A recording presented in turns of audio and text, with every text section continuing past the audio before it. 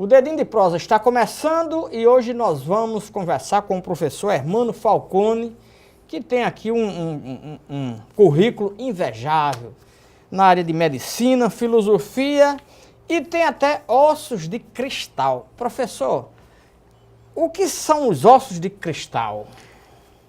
Simplificando, é um problema ósseo, chama-se osteogênese imperfecta, a falta de uma substância chamada colágeno, que faz com que haja uma fragilidade óssea e os impactos fazem com que os ossos se quebrem. Simplificando ao máximo, né? O senhor já nasceu com esse problema? Já nasci com esse problema, tive minha primeira fratura aos 6 meses, sendo ninado. A primeira fratura aos 6 meses? Numa cadeira sendo ninado. Não, neném, a cuca vem pegar, aí eu quebrei a perna. Sem maior impacto? Sem muito... Não, teve, minha perna ficou engalhada na cadeira, naquelas cadeiras meio antigas. Certo. Aí o senhor já teve esse primeiro problema? Já tive esse primeiro problema. Mas se o senhor não tivesse o chamado osso de cristal, teria havido a fratura, não? Não teria havido, né? Porque é um impacto simples. Qualquer criança não sentiria nada. Certo, então, pelo que eu estou entendendo, o senhor tem uma fragilidade nos ossos, qualquer problemazinho quebra. E como é que o senhor...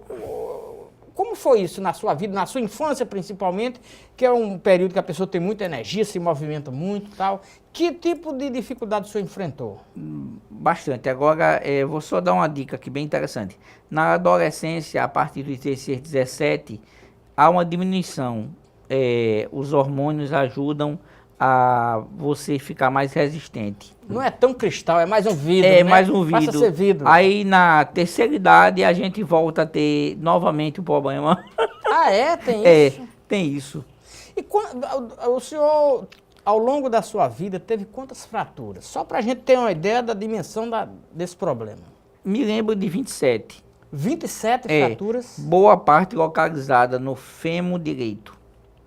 E por que só no fêmur direito? Tem alguma explicação? Geralmente há uma predisposição a um osso, um determinado tipo de osso, nesse caso o fêmur, no meu caso, né, ser maior, lesado com atritos. É uma doença rara? Pouco conhecida ainda. E foi diagnosticada como? A partir desse episódio? No Rio de Janeiro? Foi, eu passei 3 anos aqui sem diagnóstico. Na Paraíba? Até então, até antes do diagnóstico, o que era que o senhor sentia? Quais eram os sintomas? Aí minha memória, por mais que eu tente, não chega muito não, porque eu era muito novinho. Muito novo, né? Eu sentia as fraturas, as dores. Acredito que isso... Eu me lembro vagamente de movimentos de minha mãe, algumas coisas assim. Então, assim, basicamente, que era um problema que eu tinha e que as pessoas se mobilizavam muito diante desse problema. Para resumir, os seus ossos se quebravam com facilidade. Muita facilidade. E foi diagnosticado no Rio de Janeiro? Foi no Rio de Janeiro, através de um médico paraibano, o Dr. Josimar Meireles, que suspeitou aqui na Paraíba e me mandou para o Rio. Ele suspeitou que o problema era esse. Perfeito. E acertou. Então, mérito ao nosso médico paraibano. Pois aí eu quero lhe perguntar o seguinte, a pessoa com um problema desse, de fragilidade óssea, na juventude, muita energia e tal, o senhor não podia jogar futebol, não podia correr, provavelmente, né? E qual foi a sua opção de vida? Como foi a sua vida por conta desse problema? Aí eu tive que compensar em leituras, televisão, o que tinha ao meu alcance.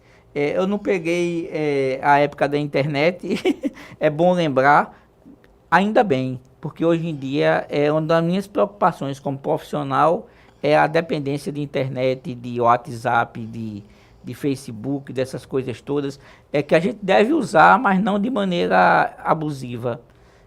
Na minha época não tinha. O que é que tinha na minha época era revista, era livro, era televisão, música. O senhor nunca andou?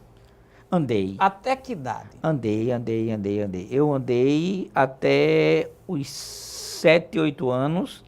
Fiz uma cirurgia no Rio de Janeiro. Na realidade, os médicos daqui sempre foram conscienciosos. Eu tenho que agradecer a eles. E na época o Rio tinha mais recursos. E eu fui mandado para o Hospital dos Servidores, onde eu fiz uma cirurgia, que eu nasci também com pé torto congênito. Aí depois dessa cirurgia, voltando para João Pessoa, foi que eu comecei a andar de muletas. Cadeira de rodas, na realidade, é muito recente. Muito recente. E medicamentos são constantes? Como Os medicamentos são constantes. E caros, provavelmente? Digamos que uma fatia razoável.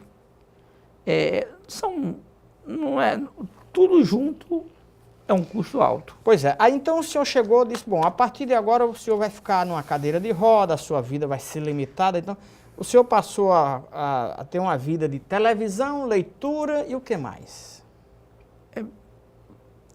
Eu fui para a escola, frequentei a escola, quebrava a perna, depois voltava para a escola, não perdi nenhum ano.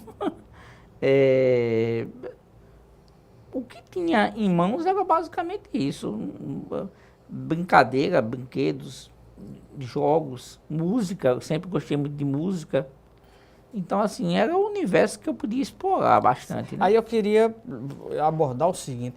Tudo tem seu lado ruim, tem seu lado bom. Qual é o lado bom dessa história? O lado bom dessa história o senhor agora me fez uma pergunta profunda. O lado bom dessa história é que talvez isso tenha me dado uma maior concentração, uma maior capacidade de ter foco, de ter paciência em algumas coisas. E se o senhor não tivesse esse problema, o senhor acha que teria se dedicado menos à leitura, menos à música? No terreno das hipóteses... Teria estudado menos? Talvez não tivesse chegado onde chegou? No terreno das hipóteses, fica meio complicado. Assim, eu perdi meu pai muito cedo também. Fiquei só com minha mãe e meu irmão. Talvez eu tivesse uma sequência diferente. Né? Aí eu me lembro daquele filme, Efeito Borboleta. Né? Talvez eu tivesse uma sequência diferente dessa. E seu desempenho na escola, como foi? Foi sempre muito bom, porque é o que eu tinha para fazer. Era estudar. Era estudar e gostava. E aprendi a gostar não era obrigação para mim, era prazer. E ler? Também. O senhor lia mais o quê? Bem, eu comecei com gibis. Conta aí a sua história de leitor. O que começou a ler? Eu comecei com gibis. Tio Patinhas, não? Da época, Tio Patinhas. A minha geração leu muito Tio Patinhas, Pato Donald. Mônica, Cebolinha. Aí já é uma geração mais... Tarzan, além da minha. Batman, Tarzan Robin, super-heróis. Eu adorava super-heróis, todos eles. Fazia a coleção de todos, que não existe mais hoje, né? Assim, os super-heróis hoje passam por uma reforma terrível. Mas mas aí é uma coisa interessante. Qual é a diferença do super-herói que a sua geração admirava para o super-herói de hoje? Que era o super-herói. Ele combatia o crime e vencia. Mas hoje não é mais assim. Hoje eles estão muito confusos, eles estão com crise de identidade. Tem uns morrendo de AIDS, tem outros se drogando. Eu parei minha leitura de gibi, foi um bocado é melhor. Eu recomendo parar. E tá nessa fase? Tá. Quer dizer que eles estão sem saber se são super-heróis, morrendo de AIDS? Quem morreu? Quem pegou AIDS já? O Batman, não? Não, o Batman ainda não. Pelas histórias que a gente sabe... Os Jovens Titãs é uma série da DC. Tem uma personagem, que eu não estou lembrado agora, que portou o vírus e morreu. Foi, né?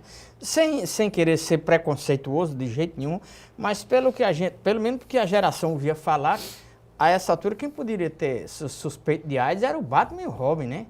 Diziam no meu tempo que a gente era guri que eles tinham um xodó. O senhor que leu Batman e Robin, será que eles tinham mesmo?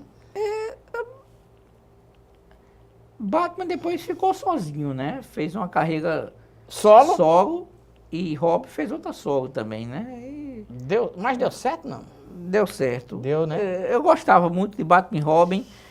O senhor deve lembrar aquelas vinhetas.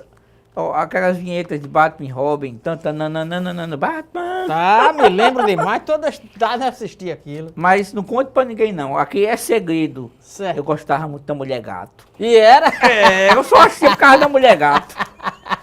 uma maravilha. Professor, a gente vai fazer um breve intervalo e a gente volta para falar ainda sobre Batman, super-heróis, filosofia, bullying, uma série de temas bem atuais que o senhor conhece como ninguém, Com certo? certeza. Daqui a pouco a gente volta.